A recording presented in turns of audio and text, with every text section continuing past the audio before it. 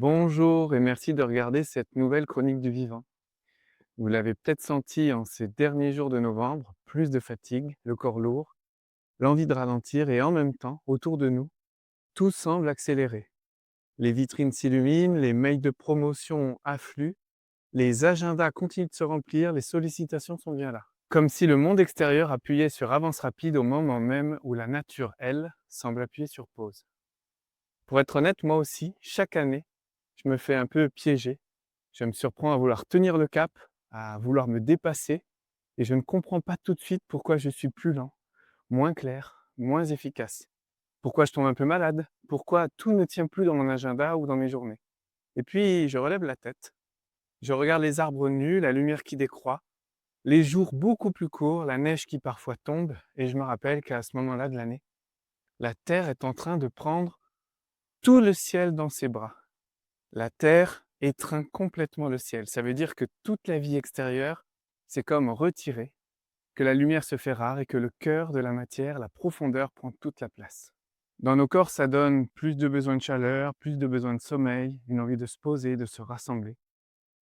Dans nos cœurs, ça donne souvent un mélange de questions, d'émotions diffuses, de l'agacement, des tensions ou parfois même des moments de lucidité un peu rudes et de recherche d'essentiel. C'est sûr que c'est pas vraiment une période confortable. Mais c'est pas un bug qui vient de nous. C'est bien le vivant qui fait son travail. On entre dans la dernière phase de l'automne où déjà l'hiver nous fait ses premiers signes. C'est plus vraiment le grand plongeon dans les profondeurs du cœur de novembre, non. Car ça y est, on est comme arrivé au plus profond de nous-mêmes. Mais bon, cette descente, elle a été fatigante. Elle nous stresse, elle a stressé nos systèmes, nos projets, nos corps. Et pendant que nous vivons ça à l'intérieur, notre calendrier, lui, il déroule presque discrètement une série de fêtes que l'on croit souvent sans lien avec tout ça. La Sainte-Catherine, par exemple, une petite date, le 25 novembre, qu'on résume en un proverbe: à la Sainte-Catherine, tout bois prend racine. Pour beaucoup, c'est une formule agricole, et pourtant, c'est exactement ce que vit la terre. Toute la sève est descendue, le sol est devenu une matrice prête à accueillir ce qui doit vraiment s'enraciner. Puis juste après, vient une autre énergie que les Américains connaissent bien, Thanksgiving. Pour nous, c'est une fête qu'on regarde parfois de loin avec des grandes tablées et des dindes rôties. Mais au fond, Thanksgiving, c'est purement et simplement le cœur qui dit merci. Merci à tout ce cycle qui est terminé, à la terre qui nous a tant donné pendant la saison estivale, aux greniers qui se sont remplis et à tout ce travail intérieur et exigeant qu'on a fait en automne. Et après tout ça, naturellement, il n'y a plus qu'à dire merci à ce qui a nourri notre corps et notre âme. Et puis juste après, le lendemain de ce jeudi de Thanksgiving, eh bien, c'est le fameux Black Friday, duquel on nous assène déjà le refrain de toutes parts. Sur le plan commercial récupéré, on voit bien que toutes ces promotions génèrent une sorte de frénésie, voire de folie. Mais si on gratte un peu, on découvre une énergie, un événement, un mouvement qui à l'origine était simplement la force du premier élan qui vient juste après la gratitude de Thanksgiving. Un sursaut d'énergie qui se remet en route, qui, si là, ça ressemble à des promotions pour les fêtes de Noël, eh bien en profondeur, c'est l'énergie de se mettre en mouvement pour préparer ce qu'on offrira de nous au solstice. Et qu'est-ce qu'on offrira? Eh bien, cette mise à jour de nous-mêmes qui s'est révélée pendant l'automne. Donc le Black Friday, c'est juste ça. Un nouvel élan après avoir célébré tout le travail. Un nouvel élan pour offrir le meilleur de nous-mêmes.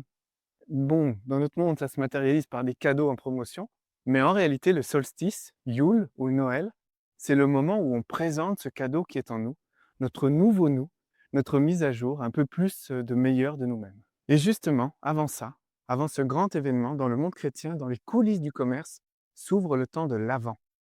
On l'a recouvert de calendrier de surprises, mais à la base, c'est un temps de veille intérieure, un espace pour laisser se révéler cette lueur en nous, doucement, sans la brusquer, en allumant une bougie après l'autre, en honorant la vie, les règnes du vivant, et en orientant cœur, corps et esprit vers la célébration du solstice. Donc la Sainte Catherine, la fête de Thanksgiving, le Black Friday et l'Avent sont 4 moments, 4 langages que l'on croit souvent purement culturels, commerciaux ou religieux, et qui racontent pourtant chacun à leur manière le même mouvement du vivant. La terre se fait matrice, le cœur remercie, l'élan commence à remonter, l'être intérieur se prépare à laisser naître une lumière. Et nous, là-dedans, dans nos vies, Ce passage de fin novembre à début décembre, c'est souvent le moment où l'on peut croire qu'on touche le fond de notre descente intérieure. On est à bout de souffle, mais c'est un fond sur lequel on peut enfin poser les pieds et prendre appui. Et en relevant la tête du fond de ces ténèbres, on distingue une fine lueur au loin. Toute la descente, c'est ce qu'on a traversé depuis l'équinoxe, les remises en question, les épreuves, les couches qu'on a laissées tomber. Tout ça est en train de révéler de nouvelles prises de conscience qui sont en train de se déposer pour devenir lumineuses à notre esprit tout bientôt. Bon, c'est pas encore tout à fait clair, c'est pas encore vraiment joyeux, ni même lumineux, mais on peut sentir que subtilement, un petit élan, une petite réorientation intérieure, une lueur qui ne se voit pas encore, mais qui commence à se former en secret. Et peut-être que vous aussi, en ce moment, vous sentez des envies nouvelles, sans savoir encore vraiment les nommer. Une lassitude pour certaines choses, une attirance vers plus de simplicité, plus de vérité, plus de cohérence. Eh bien, tout ça, c'est exactement ce cadeau subtil du passage vers la dernière partie de l'automne. Une graine de direction intime que le vivant, la terre et le ciel imprègnent en nous. J'ai enregistré une lettre des échos du vivant dédiée à cette période. Quand la terre étreint le ciel, une lueur intérieure se forme en secret. Le cadeau subtil du passage de novembre à décembre. Dans cette lettre, je développe bien plus cette alchimie subtile du moment. On explore ce que la nature vit, ce que ces fêtes racontent en profondeur et comment tout ça peut vous aider à accueillir en vous cette lueur qui naît en secret pour qu'elle devienne plus tard la lumière que vous offrirez au monde. On y découvre aussi des gestes très simples, des exemples de rituels adaptés à vivre seul, en famille, avec des enfants ou des ados, pour déposer, remercier, ouvrir un élan et veiller cette petite braise intérieure.